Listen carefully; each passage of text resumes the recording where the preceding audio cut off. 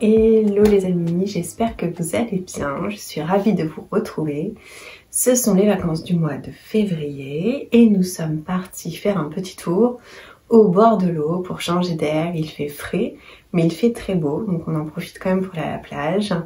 Et du coup je me suis dit que c'était l'occasion de vous parler de mes astuces pour le départ, pour préparer les valises et pour se mettre en route justement pour venir en vacances. Donc si cette vidéo vous intéresse, c'est parti!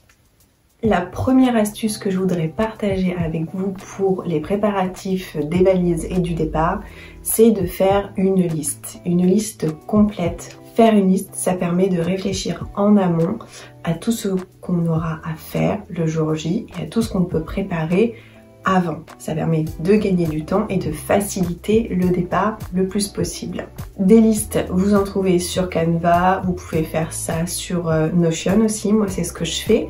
Je vous mettrai ma liste du coup en barre d'infos si vous souhaitez la reprendre ou tout simplement sur une feuille de papier avec un stylo dans votre carnet. L'intérêt je trouve de l'avoir sur ordinateur, c'est qu'on peut la réimprimer pour chaque départ et la compléter au fur et à mesure de nos voyages pour voir ce qui nous manque ou des choses peut-être qui ont évolué et ça permet de la mettre à jour et surtout ça évite à chaque départ de se reposer les mêmes questions qui sont qu'est-ce que je vais emporter, dans quoi je vais le mettre, etc. etc.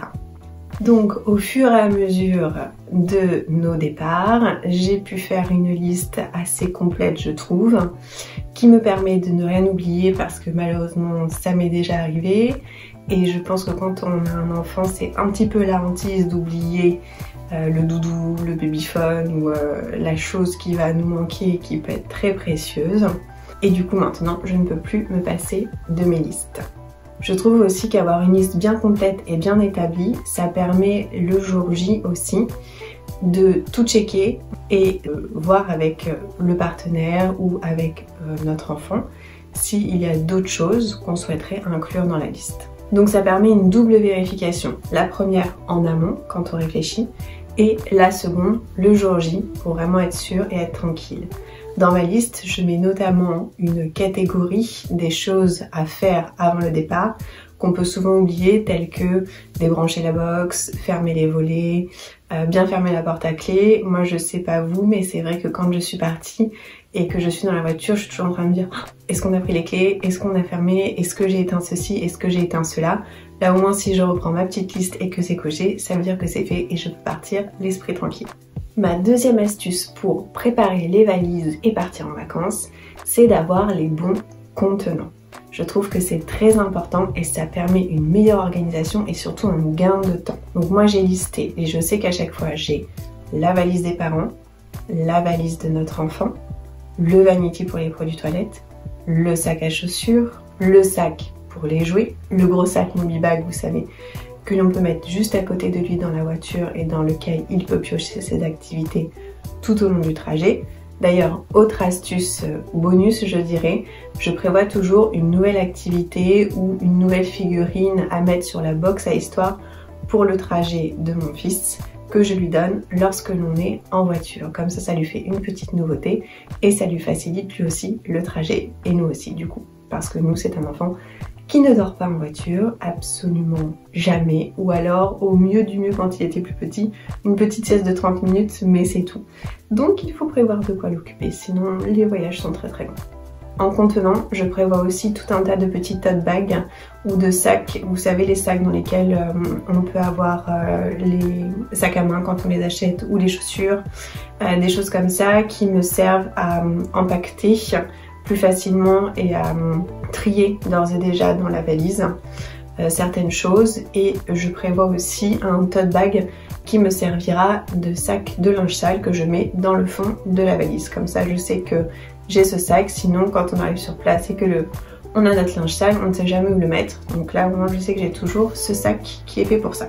Et enfin, les derniers contenants que je liste, ce sont les housses pour mon oreiller et l'oreiller de mon fils parce que je ne voyage pas sans mon oreiller.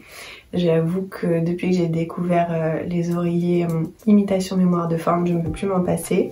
Et mon fils aussi apprécie particulièrement son oreiller et ça permet de lui recréer un environnement familier qui favorisera son endormissement et ses siestes. Et enfin, on prend des sacs aussi pour mettre tout ce qui est ordinateur, livres, cahiers, tout ce qui est un petit peu travail, les chargeurs, voilà, les carnets, les crayons, toutes ces choses-là, et dont on se servira sur place. Alors une fois que j'ai sorti tous mes contenants, je reprends ma liste et je vais les remplir cette fois-ci avec tout ce que j'ai mis justement sur cette liste. La troisième astuce que je voulais vous partager pour les préparatifs, c'est de bien délimiter les rôles de chacun, de vous, de votre partenaire, et aussi de prévoir peut-être une activité pour votre enfant s'il n'aime pas forcément participer aux préparatifs. Parce qu'une fois qu'on a ses contenants, qu'on a sa liste, qu'on sait ce qu'on va mettre dedans, si chacun fait un petit peu à droite à gauche, c'est une perte de temps et une perte d'énergie. Donc savoir qui va s'occuper de quelle valise, de quelles affaires, qui va s'occuper le jour J de charger, de mettre les affaires à tel endroit, ça permet d'être plus organisé et ça fait gagner énormément de temps et surtout d'énergie. Ça évite de se bousculer, de se demander est-ce que tu as fait ci, est-ce que tu as fait ça. Il vaut mieux que une tâche soit attribuée à une personne et ça permet d'avancer beaucoup plus vite. Pour le rangement dans les valises à proprement parler, ma quatrième astuce, gain de place et gain de temps aussi, c'est d'utiliser encore et toujours le rangement vertical. C'est quelque chose que j'utilise déjà dans mes placards, ce qui me permet de prendre des grosses sections de vêtements les unes après les autres, d'avoir une visibilité de tout ce que j'ai pris, donc de pouvoir revérifier, recontrôler. Et quand on arrive sur place, il suffit tout simplement de reprendre tous ces éléments et de les mettre pareil dans les tiroirs ou dans les étagères en fonction de ce que l'on a sur place. Outre la visibilité que ça donne sur ce que l'on emporte vraiment, pour éviter par exemple les doublons ou pour éviter des oublis, ça permet de gagner énormément de place dans les valises, donc vous pourrez mettre plus de choses beaucoup plus facilement et le rangement sera également plus facile. J'ai remarqué qu'une fois arrivé sur place, effectivement, si les valises sont vraiment bien faites et qu'on a toutes les choses qui sont bien triées, bien rangées, le déballage se fait extrêmement rapidement. Donc ça, c'est vraiment une technique que je recommande à tout le monde. Et enfin, ma dernière astuce, c'est de prévoir en amont d'avoir fait les courses. Alors moi personnellement, je n'aime pas faire les courses sur mon lieu de vie et de devoir les charger et les emmener sur le lieu de vacances. Il faut prévoir la glacière, il faut prévoir de respecter la chaîne du froid. Moi je trouve ça un peu trop contraignant. Donc ce que je fais, c'est que je fais à nouveau une liste avec un planning des repas pour les vacances et je me sers de l'application Joe. Je ne sais pas si vous connaissez, ça vous permet de générer un menu de la semaine. Vous rentrez dans les critères le nombre de personnes qui vont manger, si vous avez des régimes particuliers, par exemple nous sommes végétariens, s'il y a un enfant, les équipements que vous aurez sur place, donc si vous avez un four, un micro-ondes, un blender ou si vous n'en avez pas. Donc ça permet vraiment de sélectionner uniquement des recettes que vous pourrez faire sur place.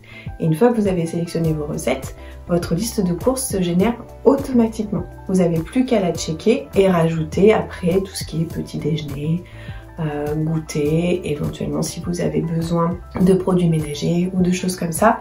Mais au moins votre planning de la semaine au niveau des repas est fait, la liste de courses se fait toute seule et vos courses vous attendent tranquillement le jour de votre arrivée au magasin.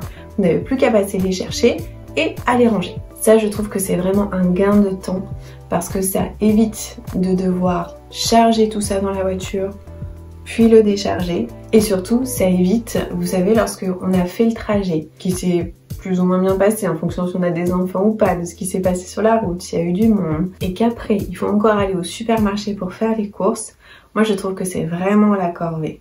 Donc ça, de l'avoir fait tranquillement depuis chez soi, vous pouvez le faire même une semaine avant parce que vous choisissez votre créneau horaire, donc vous le faites quand vous voulez, comme vous voulez, tranquillement chez vous.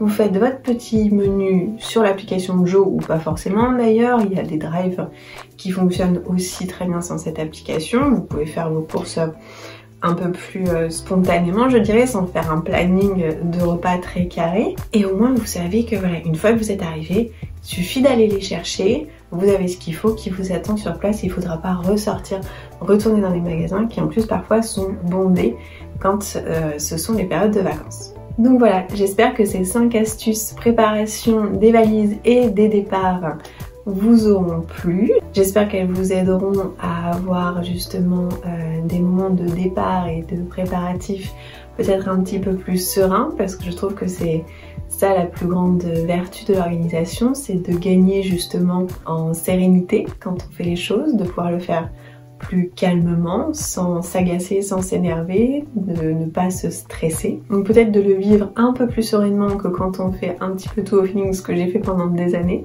Si vous avez des astuces qui permettent de faciliter les préparatifs des valises et des départs, n'hésitez pas à nous le dire en commentaire. Et en attendant la prochaine vidéo, je vous dis à très bientôt.